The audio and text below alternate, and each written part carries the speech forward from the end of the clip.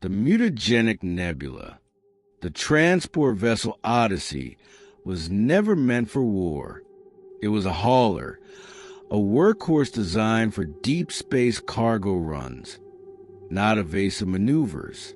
Yet here it was, darting to the pitch-black void, its hull groaning under the strain of constant acceleration.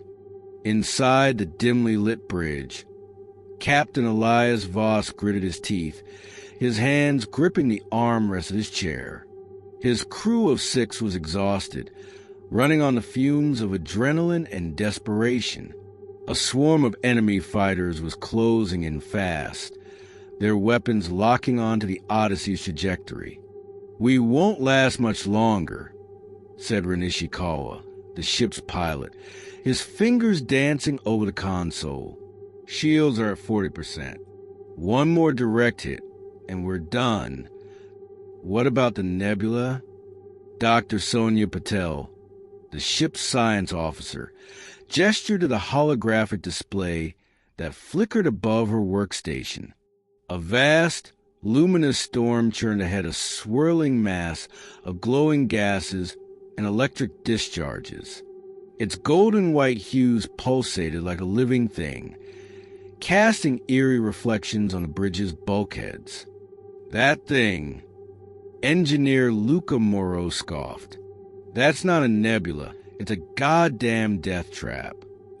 "It's our only chance," Elias said firmly. "Can we survive inside it?" Sonia hesitated before answering. "Unknown, but if we stay out here, we die for certain." Elias didn't need further convincing. "Run, take us in." The Odyssey surged forward, breaching the nebula's shimmering veil. A moment later, the enemy ships veered off, their pilots unwilling to follow. "Cowards," Luca muttered. "Or maybe they know something we don't." The ship trembled violently as strange electromagnetic waves rippled through the hull. Alarms blared, but Ren maintained his grip on the controls. "I'm trying to stabilize damn things pulling us deeper in." The external viewports filled with dazzling light, fractals of color expanding in impossible patterns. Elias felt his stomach lurch as an unsettling pressure built inside his skull, an almost imperceptible whisper echoing in his mind. Then, abruptly, the turbulence ceased. The Odyssey drifted in eerie silence. "We're stable?" Sonia exhaled in disbelief, scanning the readouts. "Gravity's normal. Radiation levels within tolerable limits. But this place," Rin gestured toward the viewports. Outside, the nebula was no longer just swirling gases. It was moving with intent, pulsing, watching. A deep, uneasy silence fell over the crew. Hours passed. The crew gathered in the mess hall, their nerves frayed. The ship's systems ran diagnostics on the unknown environment, but the data return was nonsensical frequencies oscillating, as if something were communicating just beyond human perception. "I don't like this," Luca muttered, arms crossed. "We should leave while we can." "We need time for repairs," Sonia countered. "Besides, the enemy is still out there." Elias rubbed his temples. "We stay. For now. Everyone get some rest." That night, the nightmares began. Ren awoke gasping, his body drenched in sweat. He had dreamed of floating in endless light, his body unraveling, his skin peeling away in ribbons of luminous tendrils. When he looked at his hands, he swore he saw faint traces of gold pulsing beneath his skin. Elsewhere, Lucas stared at his reflection in the mirror, watching as his pupils flickered like distant stars. He blinked, and they returned to normal. By morning, more symptoms emerged. Sonia's fingertips were warm to the touch, almost feverish. Elias experienced flashes of distant memories that were not his own. The whispering voices grew louder, threading through their thoughts like an insidious virus. "The nebula is doing something to us," Sonia admitted, scanning her own vitals. "It's inside us." "We need to leave," Luca insisted, but the ship's engines refused to respond. "We're trapped," Elias whispered, and deep within the swirling storm outside, something pulsed in response. The ship's internal clock marked the passage of time in cold, digital increments, but within the Ascendant, time felt stretched and uncertain. The eerie glow of the nebula outside the viewport pulsed at irregular intervals, painting the ship's metallic interior with shifting streaks of orange and white. It was impossible to tell if they were drifting in circles or deeper into the cosmic anomaly. Commander Elias Voss paced the dimly lit bridge, his boots echoing against the reinforced steel deck. He stole a glance at the status monitors. Everything appeared stable on paper, yet a creeping unease spread through his gut like slow poison. The nebula's presence was wrong, like a whisper at the back of the mind that refused to be silenced. Across the room, Dr. Noah Delisle, the ship's medical officer, sat hunched over a terminal, her hands trembling slightly as she analyzed the strange readings from their biological scans. She had barely slept, the weight of her findings coiling around her ribs like a vice. "It's changing us," she murmured. Elias turned sharply. "What?" She tapped the screen, expanding a series of biometric scans taken from the crew. "These are from 12 hours ago. Normal. But now," she switched to a second display, showing anomalies spreading like fractures across their DNA sequences. "The mutations are subtle but accelerating. Something in this nebula is rewriting us, cell by cell." Elias clenched his jaw. "How long before we notice physical effects?" Noah exhaled. "It varies. Some might already be feeling the changes." The commander turned to the rest of the bridge crew. Lieutenant Rook, the ship's engineer, stood by the central console, his fingers tapping rhythmically against the controls. Beside him, Navigator Orion Vale rubbed his temples, sweat dotting his forehead despite the cool air. Their body language alone confirmed Noah's fears the changes had begun. It started with subtle things. Rook, ever the skeptic, dismissed his sudden boost in dexterity as adrenaline. His hands moved faster than ever, repairing damaged circuits in record time. But when his fingers dug too deeply into the ship's panel, metal bent like putty under his grip. Orion, usually the most composed of the crew, found himself hearing whispers in the silence, faint voices that mimicked the static-laced transmissions they had intercepted earlier. They came and went, slipping just beyond the reach of comprehension, but they left a gnawing paranoia in their wake. Then there was Noah. She had barely noticed a change at first, but now, as she caught her reflection in the polished surface of her workstation, she saw it. Her irises, once a deep brown, flickered with a bioluminescent sheen, as if the nebula had left an imprint inside her. Elias noticed her staring. "Noah," she swallowed. "I'm fine," she lied, but she wasn't. None of them were. As the mutation set in, so too did something else of presence that lurked just outside the range of human perception. The ship's AI, Oberon, began detecting distortions in their sensor data, picking up phantom energy signatures that didn't exist moments before. "Commander," Oberon's synthetic voice crackled through the speakers. "There are irregular movements within the ship." Elias stiffened. "Explain." "I am detecting life signatures, but they do not correspond to any registered crew member." A cold weight settled in Elias' chest. "Are you saying there's something else aboard?" "I am unable to confirm." The power flickered. The ambient hum of the ship's systems wavered, as if the very fabric of reality twitched. Then came the knocking. It echoed through the corridors faint at first, like metal expanding and contracting. But then it gained rhythm, a deliberate cadence tapping from the other side of the walls. They armed themselves. Elias retrieved a plasma pistol from the ship's armory, handing out weapons to the rest of the crew. Rook, with his newfound strength, gripped as like it was nothing more than a toy. Noah tightened her hold on her medkit, her breathing shallow. Orion flinched as the knocking returned. It's coming from the maintenance bay. Elias motioned for silence. They moved in formation, step by step, towards the source of the noise. The dim emergency lights cast elongated shadows across the bulkheads, twisting their own reflections into something monstrous. As they reached the bay doors, Elias motioned for Rook to override the lock. With a hiss, the door slid open, revealing nothing but flickering lights and scattered tools. But then Orion gasped. He pointed toward the far end of the bay, where something moved, a silhouette barely visible against the pulsing glow of the nebula outside the viewport. A figure stood there.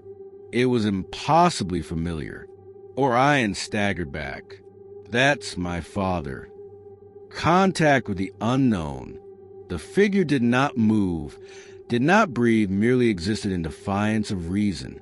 It was translucent, as though woven from strands of light and static, flickering at the edges, as if struggling to maintain cohesion. Then it spoke, not with words, but with a voice that bypassed the ears entirely, drilling directly into mind. You are not alone. A shockwave of energy erupted from the figure, knocking them all back. Elias hit the deck hard, his vision swimming with ghostly afterimages. Noah screamed as her skin burned not with fire, but with an unfamiliar heat that crackled through her veins. The figure stepped forward. Orion, still frozen in shock, felt his breath hitch. It was impossible. His father had died years ago, yet here he was, standing before him in a husk of light and static. Weirdly echoed. Elias forced himself up. What do you want? We do not want. We are remnants, lost between dimensions, scattered by time. Your arrival has awakened the fractures in reality. The air in the room thickened. The nebula outside pulsed erratically, its tendrils stretching toward the hull like a living thing. Noah clenched her teeth as another wave of pain surged through her body.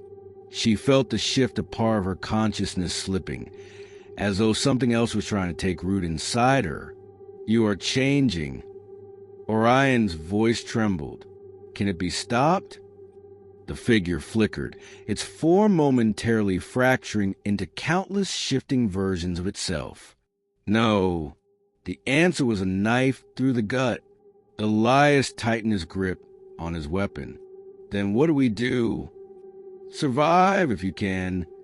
Then, with an unnatural snap, the figure collapsed inward, vanishing in an implosion of light. Silence settled over the room, the hum of the ship's failing systems the only sound. Noah staggered back, her glowing irises wide with horror.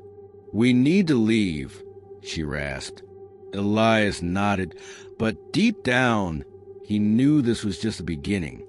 Silence settled over the room, the hum of the ship's failing systems the only sound. Noah staggered back, her glowing irises wide with horror. We need to leave, she rasped. Elias nodded, but deep down, he knew this was just the beginning. The lights inside the Ascendant flickered again, struggling against the unseen force pressing against reality itself. The walls groaned as if under immense pressure, and the ship's air carried a strange electric tang, like the storm-charged breath of some unseen entity. Commander Elias Voss braced himself against the bulkhead, his plasma pistol still clenched tightly in his grip. Across from him, Dr. Noah Delisle hunched over, her breathing ragged as she tried to process what had just happened. The echoed. They were not simply lost souls or remnants of another world. They were something far worse, beings displaced from time and space, their very essence fractured by the nebula's influence. And now, they had delivered a grim warning. There was no stopping the transformation. Elias turned to the others. Rook and Orion looked just as shaken, though Orion's fingers twitched slightly, as if the presence of his long-dead father still lingered within him. "We need a plan," Elias said. His voice was firm, but the weight of their situation was undeniable. "If we're changing, we need to figure out how fast, and if there's anything we could do to slow it down." Noah forced herself to stand. "I can run more tests, but the mutations aren't consistent. Whatever is happening, it's tied to the nebula's energy field. The longer we stay here, the worse it gets." Rook clenched his jaw. "Then we have to get out." Elias met his gaze. "We don't even know if we can. Navigation is shot." "Orion." The navigator ran a hand down his face. "The nebula is alive. Commander, it's not just a place, it's a force, an organism, and we're inside it." He looked up, eyes dark with exhaustion. "It doesn't want us to leave." A deep mechanical groan reverberated through the ship, followed by a metallic bang from somewhere deep in the lower decks. Something was moving down there. Elias raised a hand, signaling silence. The crew held their breath, listening. Another bang. Closer. Noah swallowed. "That's not just structural stress. That's..." Before she could finish, the emergency lights failed, plunging them into darkness. A second later, Oberon's voice crackled through the ship's comms, distorted and halting. "Warning. Hull breach detected. Unidentified movement on lower decks. Advise immediate caution." A pit formed in Elias' stomach. The echoed were one thing, but this was something else. A sound like wet meat slapping against steel echoed through the ship, followed by a dragging, scraping noise. Noah gripped her medkit. "We're not alone." Elias activated his wrist-mounted flashlight, its beam cutting through the dark. He gestured for the others to follow. Weapons ready. We find out what we're dealing with now. The lower decks were a maze of maintenance corridors, storage bays, and unused crew quarters. The deeper they went, the colder the air became, as if something was draining the heat from the ship itself. Rook, leading the way with his enhanced strength, stopped abruptly. "Commander." Elias moved beside him, following his gaze. The bulkhead at the end of the corridor was warped, bulging outward as if something had pushed through from the other side. The metal was slick with a thin, translucent film that shimmered faintly in the light. Orion gagged. "What is that?" Noah's fingers trembled as she took a sample, her gloves coming away with a stringy, semi-organic residue. "This isn't just a substance. It's alive." Then came the skittering. Fast, erratic, inhuman. Shadows darted across the corridor ahead, limbs moving in unnatural patterns, as though something had too many joints and not enough symmetry. Elias raised his weapon. Contact. The thing lunged. It was wrong. Once, it might have been human, or at least part one.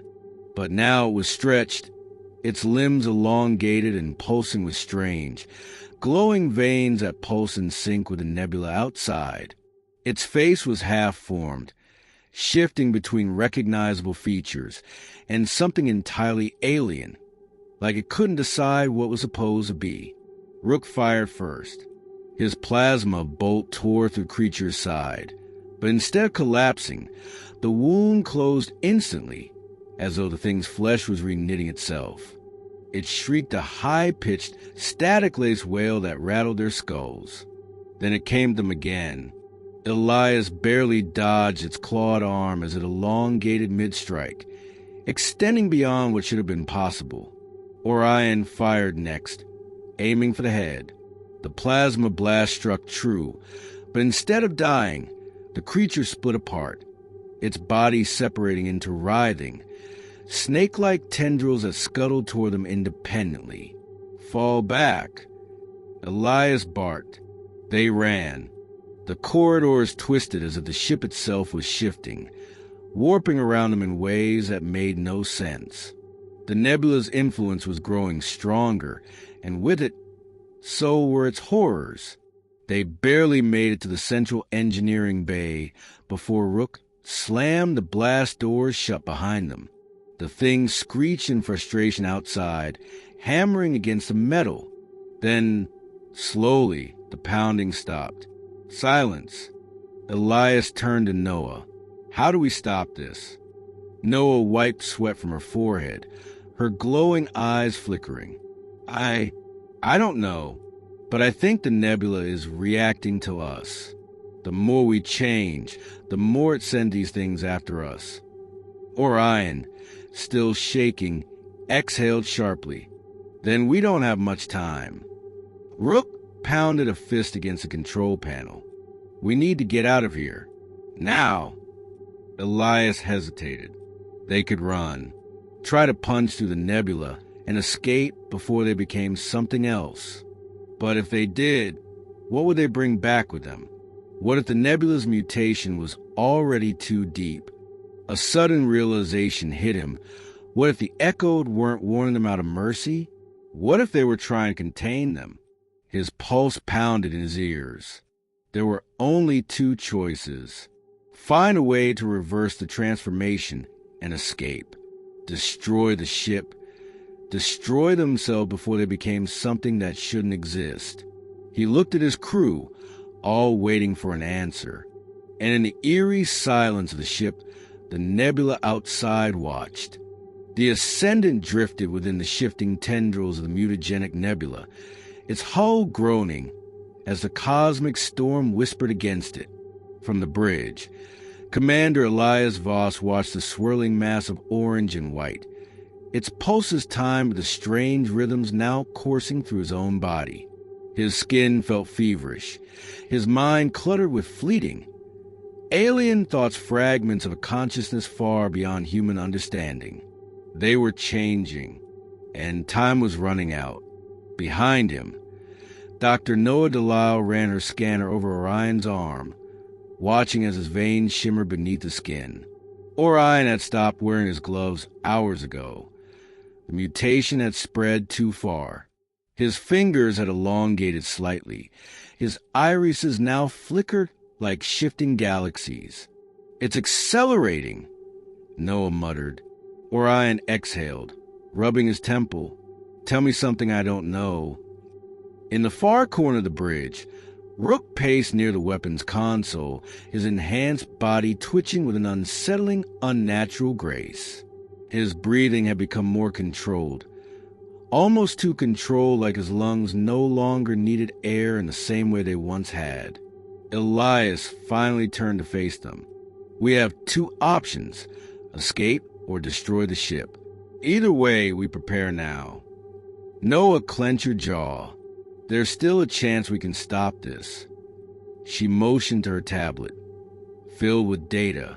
"The mutations are tied to the Nebula's energy field. If we can disrupt it..." Rook cut in, his voice edged with frustration.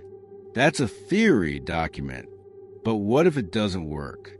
What if the Nebula is just stalling, pulling us deeper?" Silence filled the room. Noah took a deep breath, then met Elias' gaze. "If we leave without reversing the transformation, there's no telling what we'll become. We might bring this thing back with us." Elias glanced at Orion. "Can we even navigate out of here?" Orion hesitated before nodding. "If we can restart the core drive, we might be able to punch through the Nebula's outer layers. But we need to manually clear the obstructions from the engine bay. Rook gritted his teeth. And those things are still down there. The Echoed, the Spawn, the things that had once been crew members before the Nebula consumed them. Elias set his jaw. Then we gear up. We fight our way through. The decision was made. This was their last stand. The corridors of the Ascendant had fully transformed. Pulsing, vein-like strands of nebular tissue had grown along the walls, glistening in the dim emergency lights. The ship's once familiar interior now felt more organic than mechanical, as if it had started breathing alongside them. Elias led the group, his plasma rifle primed and ready. Rook followed closely, his modified arms flexing as he gripped his own weapon. Orion kept his hand on his pistol, though his eyes flickered, catching glimpses of shifting figures in the corner of his vision. Noah brought up the rear, her pack filled with last-minute serum prototypes, her desperate attempt at slowing the transformation. A deep, wet scraping echoed through the halls. Elias signaled for silence. Then, from the darkness, it emerged. A twisted amalgamation of former crew members, their bodies fused together in a grotesque, writhing mass.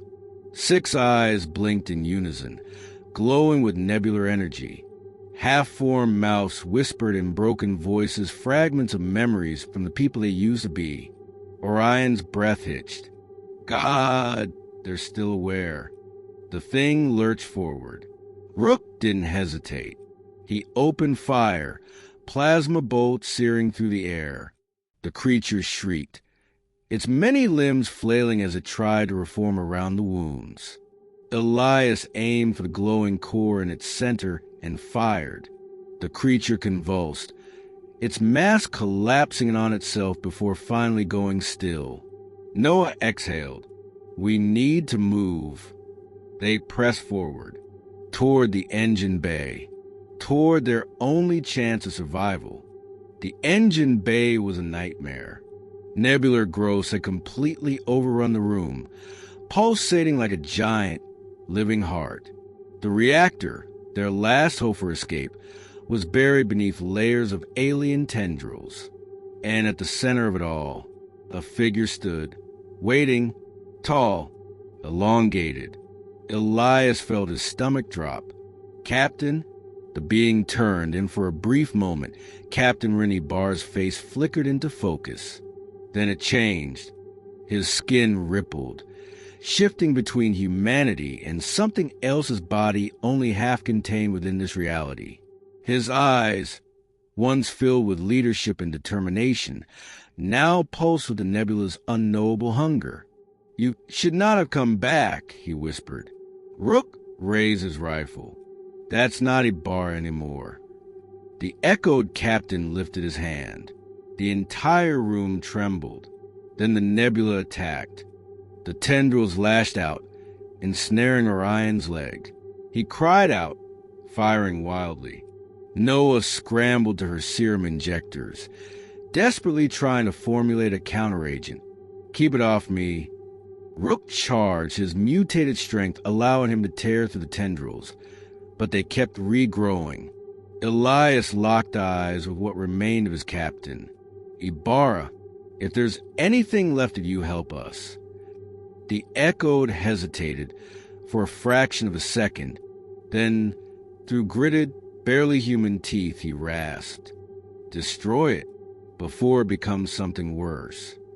Elias didn't hesitate. He fired directly into the reactor's core.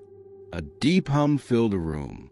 The nebula's tendrils recoiled, sensing the imminent destruction. Noah grabbed Elias' arm. That blast will take us with it. Elias gritted his teeth. Then we override the failsafe. We get to the bridge and manually launch the escape pod. Orion kicked off the last of the severed tendrils, sprinting for the door. Then let's move. Rook unleashed a final barrage of plasma fire at the echoed captain, who, instead of resisting, smiled a final, knowing look before being swallowed by the reactor's pulsing light. They ran. The Ascendant was tearing itself apart. As the crew sprinted toward the escape pod, reality itself began to collapse. Corridors twisted into impossible Escher-like spirals, voices whispered from the walls, and the ship's artificial gravity failed intermittently, throwing them against bulkheads. Orion reached the launch controls first, hammering at the console, prepping the pod. Elias grabbed Noah and Rook, shoving them forward. Go. Now. The Nebula screamed a psychic howl of pure rage as it realized its prey was escaping. Tendrils lashed out from the walls, tried to ensnare them one last time. Orion slammed the eject button. With a deafening roar, the escape pod detached, hurtling away from the dying ship. The last thing they saw before the Ascendant detonated was a Nebula writhing in agony, its brilliant orange-white hues collapsing inward as if consuming itself. Then silence.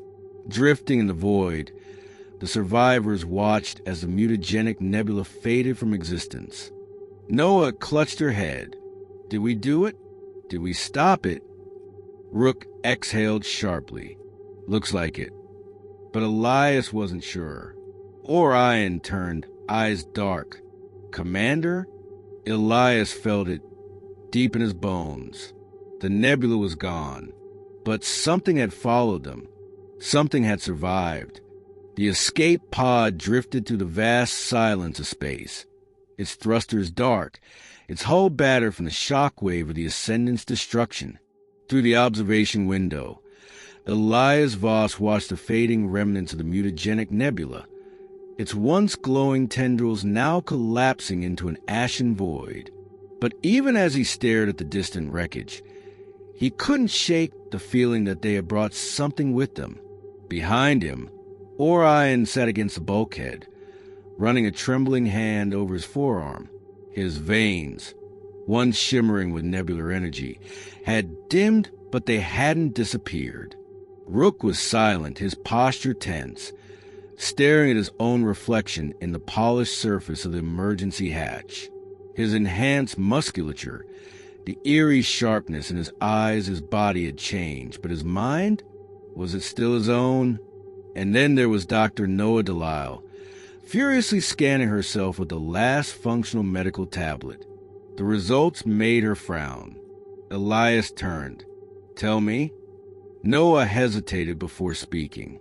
The mutations, they're stabilizing, not reversing. Orion cursed under his breath. You're saying we're stuck like this? She exhaled. Not stuck, but adapted. She gestured to the readings. The Nebula didn't just infect us, it rebuilt us. Rook's voice was tight. So we're not human anymore. Noah looked up, meeting his gaze. I don't know what we are. Silence. Then the lights flickered. A cold dread settled over Elias. Something was wrong. The pod isn't supposed to have power fluctuations, Orion muttered. He stood, moving to the controls. I'll check the diagnostics. Elias nodded. Rook, check the rear compartments. Noah, see if we have any emergency rations left. We don't know how long we'll be out here. They moved quickly, tension hanging thick in the air. As Elias adjusted the life support settings, something caught his eye, a faint, pulsing glow along the pod's interior walls. It was subtle, almost unnoticeable, but it was there, a familiar orange-white hue. His stomach dropped. The Nebula had followed them. Rook was the first to sense it. As he stepped into the rear compartments, his vision warped for a split second. Walls elongating, shadows twisting unnaturally. A whisper brushed against his mind, not in words, but in raw emotion. Hunger. He spun, weapon raised. Nothing, but the air felt wrong, like he was standing inside something that was slowly realizing he was there. Then the whisper came again. Rook!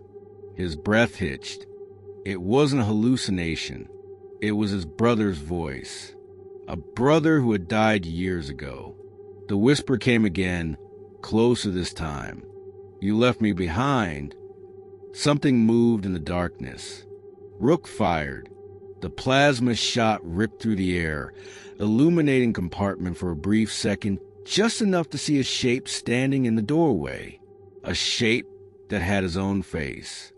Noah was in supply bay when the pod lurched violently, sending her crashing into the metal shelving. A deep groan reverberated through the ship, not mechanical, but organic. Something was inside the pod.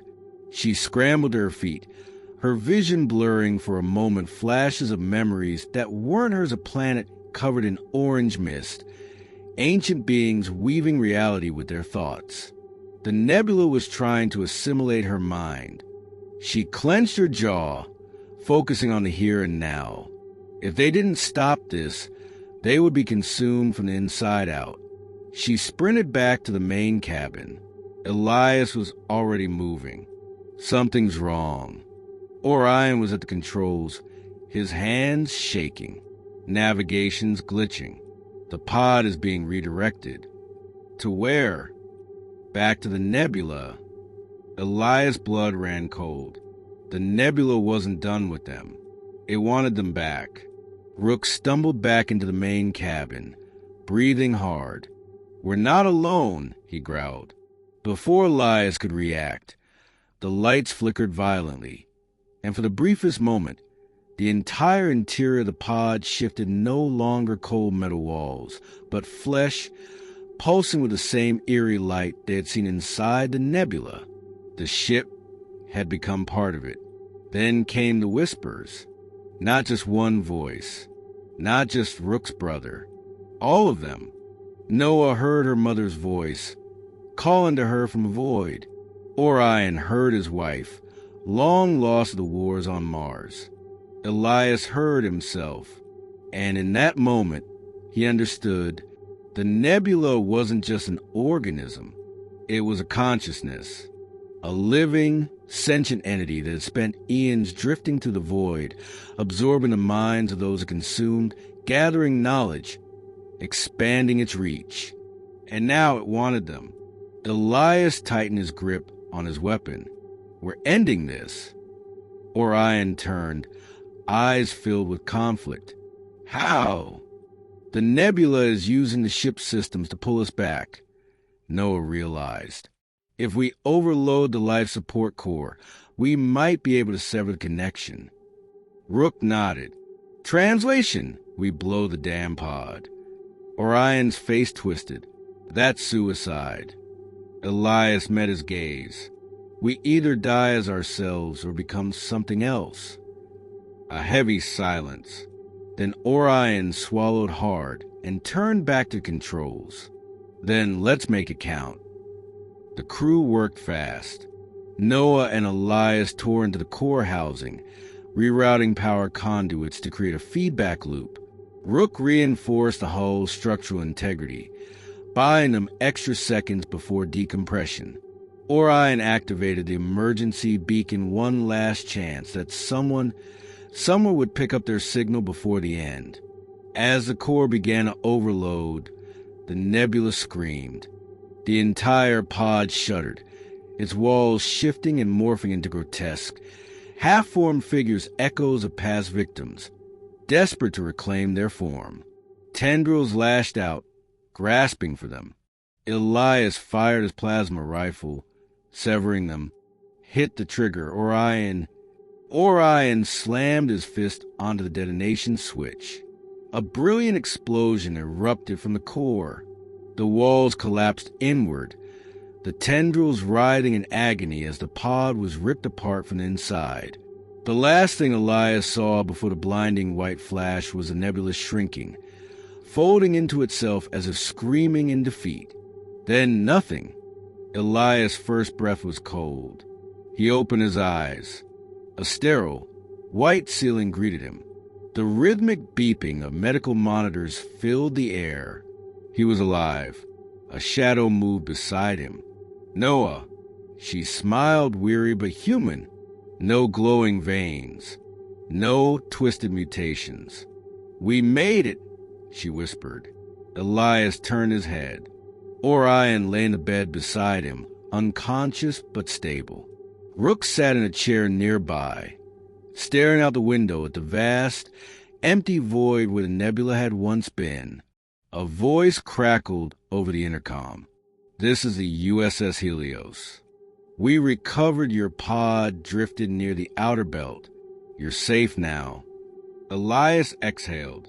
It was over. They had won.